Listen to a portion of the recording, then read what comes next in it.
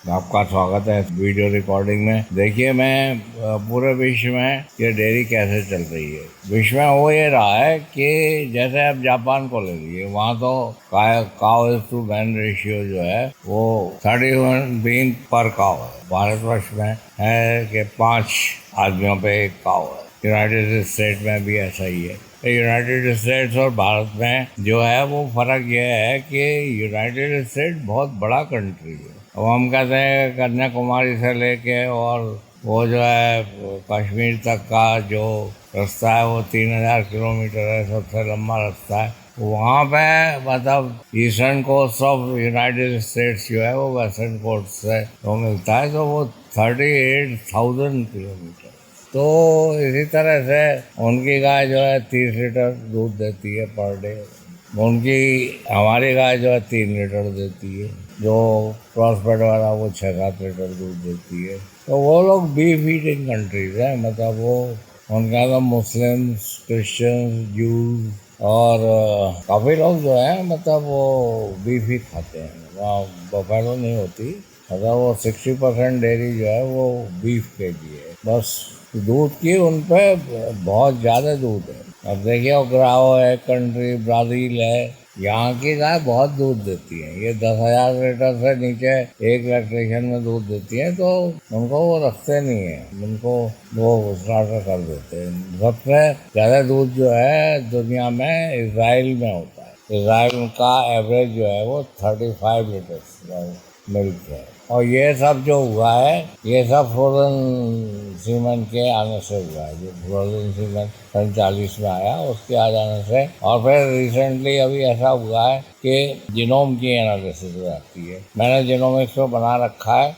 मतलब छोटे बच्चे में सांड में देख के उसकी डीएनए सीक्वेंसिंग देख के, और वो जो है ये बता देते हैं कि ये कितना दूध देगा, इसमें मैस्टाइटिस होगी या नहीं होगी, ये बच्चा तो नहीं फेंक देगा, ये जो है इसमें रिपीट ब्रीडिंग तो नहीं होगी। तो इन सब गुणों को देखते हुए अब जो है वैसे प्रेडिक्ट कर देते हैं। अब ऐसा नहीं है कि आप कह रहे नंदी बहुत अच्छा है साहब, बहुत अच्छा है, बहुत काबिल है। अरे भाई, नहीं होता अच्छा, वो उसके देखने से थोड़ी हो जाता है। मैं 15 यूनिवर्सिटी में रहा, मैं प्रोफेसर था, मैं BSc MSc PhD हूँ, और मेरा 70 साल का अनुभव है। तो आप ये कान खोल के सुन लीजिए कि मैंने 300 साहिवाल रखी हैं। उन 300 साहिवाल का एवरेज जो था 6-7 आते हैं। जूनागढ़ में वो भी 6-7 आते हैं, वहाँ पे गिरी है। और जो यहाँ पे कालसी में रेड सिंधी, उनका भी 6-7 है। तो अब 6-7 में से मतलब बच्चा पिएगा कि आप जो है बच्चे को अगर स्टार्टर पे भी रख लेते हैं तो आपका एवरेज तो 6-7 रहेगा। तो इसमें एक ब्रीड है जिसमें ब्राजीलियन ने जिनका कि वो कर रखा है, वो है आपके गिरी। गिरी जो है वो उन्हें उसका जीनोमिक्स बनाया, तो वो ब्राजीलियन गिरी जो है वो काफ़ी दूध देती है। वो 100 लीटर के करीब दूध देती है। उसका वीडियो भी आप नेट पर डालेंगे तो आप देख लीजिए। फिर लोग कहते हैं कि साहब हमारी गाय ले गए, 100 साल पहले ले गए, साहब हमारी गाय ले गए। वो तो ऐसा है कि वो ले गए थे, वो मीट पर्पस के लिए ले गए थे। क्योंकि ये जो एनिमल होते हैं, कैंकरेज हो गया, हरियाणा हो गया, और ये साहिवाल हो गया, इनमें क्या टिक्स नहीं लगती है। और टिक्स जब लगती है तो उसमें फिर ब्रूटक्स वगैरह दिया जाता है, फिर वो ग्राउंड में जाता है, फिर उससे कैंसर होता है। तो वो इन पशुओं को मीट की वजह से ले गए। अब उसमें से उन्होंने देखा कि गिरी जो है वो अच्छा परफॉर्म करती है मिल्क में, तो उसको मिल्क में ले आए, उसके जीनोमिक्स बना लिए। और फिर जब ग्लोबल वार्मिंग होने लगी तब ग्लोबल वार्मिंग में उन्होंने कहा कि भाई ये एनिमल तो अच्छा चलेगा। जैसे ब्राज़ील जो है वो जरा सा इक्वेटर के नीचे है और हमारा गुजरात जो है ऊपर है, तो वो फिट हो जाता है। तो यूरोप में भी ग्लोबल वार्मिंग की वजह से अब ग्रीनलैंड को काफ़ी वो दिया जा रहा है। और शुभ सूचना ये है कि यहाँ से बाबूगढ़ दिल्ली के पास है बाबूगढ़, उस वहाँ पे ABS का सीमन सॉर्टिंग स्टेशन है। तो उन्हें और इंडियन ब्रीड्स का भी और बफेलो का भी वो जो ब्लड जो है उनके मेल का, बच्चों का, वहाँ अमेरिका में भेज रखा है। तो वहाँ से भी मतलब उनकी जीन फ्रिक्वेंस आ जाएगी, तो आपको इन सब के जीनोमिक्स मिलेंगे। जीनोमिक्स में तो ये होता है कि वो कम से कम 30 लीटर दूध दें। जैसे वो अमेरिकन एक्सीडेंट कहते हैं, अगर वो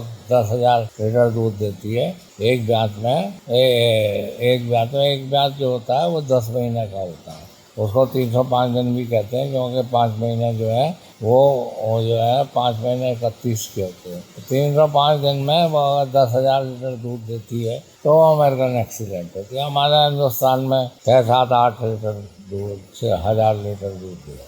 तो आपको मैंने ये बता दिया कि सन 40 से लेके फिर ये जीनोमिक्स आ गए, तो जीनोमिक्स की वजह से बड़ी इसमें क्रांति हो गई है। इसमें बड़ी क्रांति हो गई। पहले लोग मतलब बहुत हाय हल्ला था कि साहब जो है हमारी पॉपुलेशन बढ़ रही है और कैसे साहब दूध का कैसे वो होगा। दूध का भी अजीब वो खेल है। आपको ये जानकर ताज्जुब होगा कि नागालैंड वगैरह में जो है 50 ग्राम दूध पीते हैं, चाइना में भी बहुत कम दूध पीते हैं, पूरे नॉर्थ ईस्ट में कम दूध पीते हैं। पंजाब में डेढ़ लीटर दूध चाहिए हर एक आदमी को, हरियाणा में 1 लीटर चाहिए। वो नक्शा मैं यहाँ पे आपको दिखा रहा हूँ। तो ऐसा ऐसा और जगह भी 500 लीटर, और गोवा में 50 करते थे, केरला में भी कम पीते। तो जहाँ जहाँ मछली खाते हैं वहाँ वहाँ दूध जो है वो कम पीते हैं। तो ये नहीं कहना चाहिए कि हम सब दूध पीते हैं तो हम बहुत सुपीरियर आदमी हैं और वो मछली खा रहा है या शुगर खा रहा है तो वो जो है वो मलिच है या वो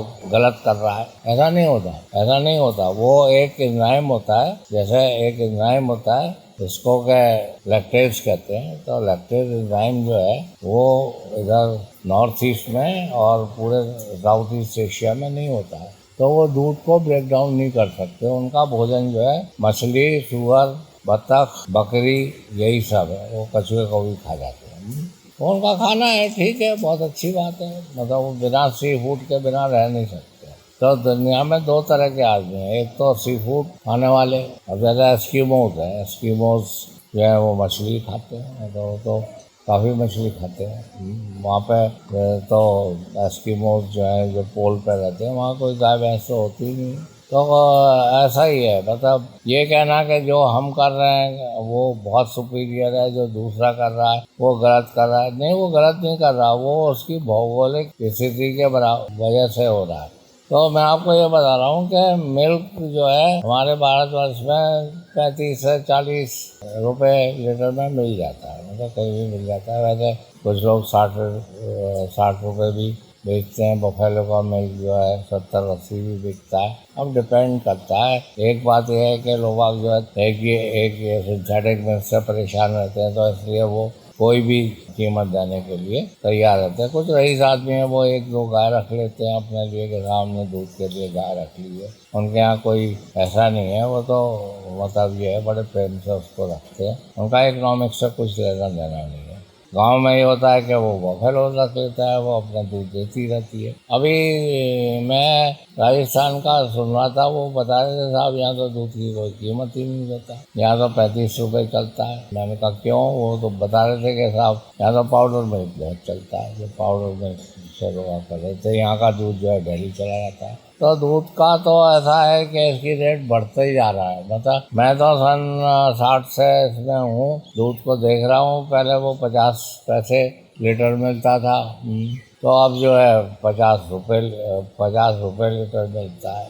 इतना इसमें चेंज हो गया। पहले जो है गाय जो थी वो 60-70-100 रुपये की मिल जाती थी, बफेलो 300-400 की मिलती थी। अब जो है गाय जो है 1-1.5 लाख की मिलती है। इवन जो आपकी साहिवाल और ये हैं गिरी वगैरह, ये भी 1 लाख के करीब अच्छी गाय मिलती है। तो इनमें सब में जेनोमिक्स आ रहे हैं। तो जो फ्रोजन सीमेन है और जेनोमिक्स है, इसी से ही तरक्की हो रही है। और तीसरी चीज़ जो है वो ये है कि इसमें सेक्स एम्ब्रियोज भी हैं। जो अब वो ट्रैक्टर आने से उसकी बैल की तो कोई ज़रूरत है नहीं, तो सेक्स एम्ब्रियोज भी हैं। सेक्स सीमेन भी है। तो सेक्स सीमेन के उससे भी मुझे 70 साल हो गए थे और मैं पढ़ाता रहा वेटनरी कॉलेज में, और फिर उसके बाद मैं बायोटेक्नोलॉजी पढ़ाता रहा। फिर मैं रिटायर हो गया 2004 में। तो मैं यहाँ जो है देहरादून में जेनेटिक इंजीनियरिंग पढ़ाता था। ग्राफिक एरा यूनिवर्सिटी है, तो वहाँ से मुझे ये जीनोमिक्स के बारे में पता चला और 1000 मतलब वो 1600 से ये जीनोमिक्स इंडिया में भी आ गए। तो मेरी यहाँ पे लैब है। 2004 में मैं रिटायर हो गया था, फिर पढ़ाता रहा, फिर मैंने अपनी लैब खोल ली, एम्ब्रियो ट्रांसफ़र की और मैं इसका ब्राज़ीलियन गिरी का सीमेंट भी रखता हूँ और मैं सोचता हूँ कि इसमें काफ़ी अच्छा भविष्य है और इसको जो है वो कॉमन फार्मर नहीं कर सकता। इसमें बड़े बड़े इन्वेस्टर आएंगे और इसमें जो है ऐसी गाय पैदा करेंगे जो कि 30 लीटर से ऊपर। 20 लीटर वाली गाय तो आजकल डेयरी में रखते हैं, पर अभी 30 लीटर वाली गाय का भी जमाना आ रहा है। वो कोई हो सकती है, वो गिरी भी हो सकती है, वो साहिवाल भी हो सकती है, वो थरपारकर भी हो सकती है, वो क्या कहते हैं जर्सी भी हो सकती है, हॉलिस्टीन भी हो सकती है। मैं इसलिए कह रहा हूँ ये बात कि ये 30 लीटर वाली गाय रखना बहुत आवश्यक है। जब तक आपके पास 30 लीटर वाली गाय नहीं है तो आप जो है कोई दूसरा धंधा करना नहीं शुरू। 10 लीटर वाली गाय से कोई डेयरी नहीं चलती। तो आप कोई भी जानवर रखिए, 30 लीटर अगर वो देता है, क्योंकि खर्चा तो उसका वही है, 500 रुपये से ज़्यादा नहीं, 300 से 500 के बीच में आता है। मेरे पास ना ज़मीन है ना मेरे पास मकान है, मैं तो किराए के उसमें ही थोड़े से एनिमल रखता हूँ और 3-4 एनिमल में ही मैं 100 लीटर दूध पैदा कर देता हूँ। 30 लीटर से नीचे की गाय रखता नहीं हूँ। गर्मी के मौसम में 25 लीटर वाली और जाड़े के मौसम में 30-35 लीटर वाली। तो मैं यहाँ देहरादून में बेस हूँ। मैं एम्ब्रो रखता हूँ अपनी गायों में और एम्ब्रो में एक्यूवेरेंस से ख़रीदता हूँ, जिसका टेलीफोन नंबर 90-275-23-503 है। वो सचिन जी है, आप उनसे संपर्क कर लीजिए, आपको सब प्रकार का सीमेंट और ये मिलेगा।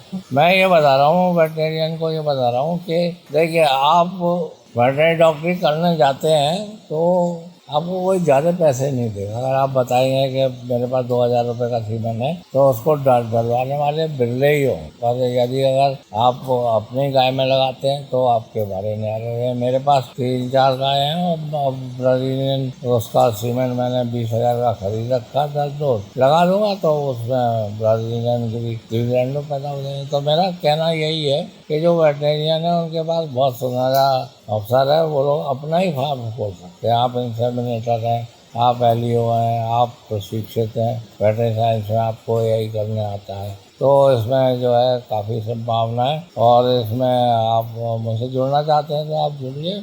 मैं तो मेरे यहाँ से सब सेवा निःशुल्क है। आप कभी भी टेलीफोन करेंगे तो मैं जवाब दूंगा। मेरा टेलीफोन नंबर 8979748686 है। और वैसे हम लोग जो है शॉर्ट टर्म प्रशिक्षण भी देते हैं डॉक्टर्स को, या जो जो जो, जो जिज्ञासु हैं उनको एम्ब्रियो ट्रांसफर में बता देते हैं। 5 दिन की ट्रेनिंग है, तो उसको आप जो है वो संपर्क कर सकते हैं। 7979848332 पर संपर्क करिए। राजा जी है, धन्यवाद।